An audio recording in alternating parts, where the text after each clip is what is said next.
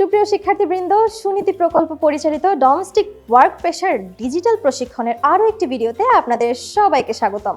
আজকের ভিডিওতে আমরা স্টিম মপ ব্যবহার করার পদ্ধতি শিখব। পরিচ্ছন্নতার জন্য আধুনিক গৃহস্থলী সরঞ্জামের মধ্যে স্টিম মপ অন্যতম। এটি সহজেই ময়লা ও জীবাণু দূর করতে সাহায্য করে এবং রাসায়নিক ছাড়াই ফ্লোরকে জীবাণুমুক্ত রাখে। তবে এটি সঠিকভাবে ব্যবহার না করলে দুর্ঘটনা ঘটতে পারে। আজকের ভিডিওতে আমরা স্টিম মপের প্রধান অংশ, ব্যবহারের সঠিক পদ্ধতি এবং নিরাপত্তার জন্য কি কি বিষয় মেনে চলতে হবে তা শিখব। চলুন শুরু করা যাক। স্টিম মপের প্রধান অংশ। প্রথমে চলুন স্টিম মপের প্রধান অংশগুলো চিনে নিই। ওয়াটার ট্যাঙ্ক, এখানে পানি সংরক্ষণ করা হয় যা স্টিম তৈরি করতে ব্যবহৃত হয়। স্টিম হেড, এর মাধ্যমে গরম স্টিম বের হয় এবং ফ্লোর পরিষ্কার করে। মপ প্যাড, এটি ময়লা এবং ধুলো শোষণ করে যা পরিষ্কার করা যায় এবং পুনরায় ব্যবহারযোগ্য। পাওয়ার বাটন, এটি মপ চালু বা বন্ধ করতে ব্যবহৃত হয়। স্টিম কন্ট্রোল বাটন, ফ্লোরের ধরন অনুযায়ী স্টিমের মাত্রা নিয়ন্ত্রণ করা যায়। পাওয়ার কর্ড, বিদ্যুৎ সংযোগ দেওয়ার জন্য কেবল। হ্যান্ডেল, এটি ধরে মপ পরিচালনা করা হয়। ইন্ডিকেটর লাইট, যখন মপ ব্যবহারের জন্য প্রস্তুত হয় তখন এই লাইট জ্বলে। স্টিম মপ ব্যবহারের পূর্বে নিরাপত্তা ও প্রস্তুতি গ্রহণ করা। স্টিম মপ ব্যবহারের আগে কিছু বিষয় নিশ্চিত করুন। অ্যাপ্রন, হেয়ার ক্যাপ এবং মাস্ক পরিধান করুন। নন স্লিপারি জুতা পরিধান করুন। পাওয়ার কর্ড এবং প্লাগ ঠিক আছে কিনা তা নিশ্চিত করুন। স্টিম মপ চালানোর নিয়ম। এখন আমরা শিখব কিভাবে স্টিম মপ সঠিকভাবে ব্যবহার করবেন। স্টিম মপ সংগ্রহ করুন।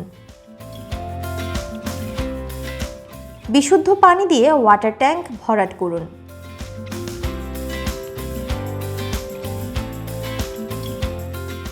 পরিষ্কার এবং শুকনো মপ প্যাড সংযুক্ত করুন।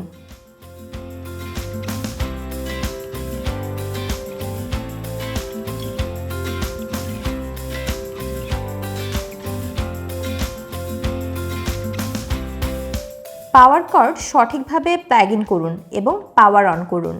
পাওয়ার বোতাম চালু করুন এবং ইন্ডিকেটর লাইট দেখে নিশ্চিত করুন এটি প্রস্তুত। ফ্লোরের ধরন অনুযায়ী স্টিমের মাত্রা নির্ধারণ করুন। লো, মিডিয়াম এবং হাই। ছোট একটি জায়গায় স্টিম মপ চালিয়ে দেখুন সবকিছু ঠিক আছে কিনা।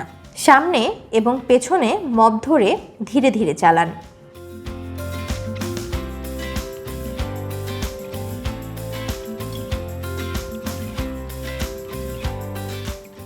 কঠিন দাগ থাকলে কিছুক্ষণ ধরে রাখুন এবং স্টিমের সাহায্যে পরিষ্কার করুন।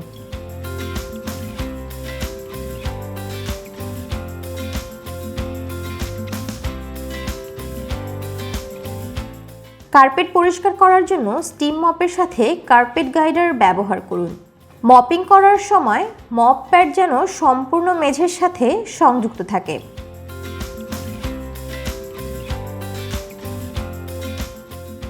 স্টিম বন্ধ করুন। মপ ব্যবহারের পরে করণীয়।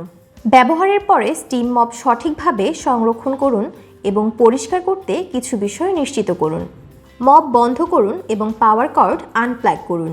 ব্যবহারের পর ওয়াটার ট্যাঙ্ক খালি করে শুকিয়ে রাখুন। মপ প্যাড ধুয়ে পরিষ্কার করে শুকিয়ে রাখুন। স্টিম হেডে আটকে থাকা ময়লা পরিষ্কার করুন। ঠান্ডা ও শুকনো স্থানে সংরক্ষণ করুন।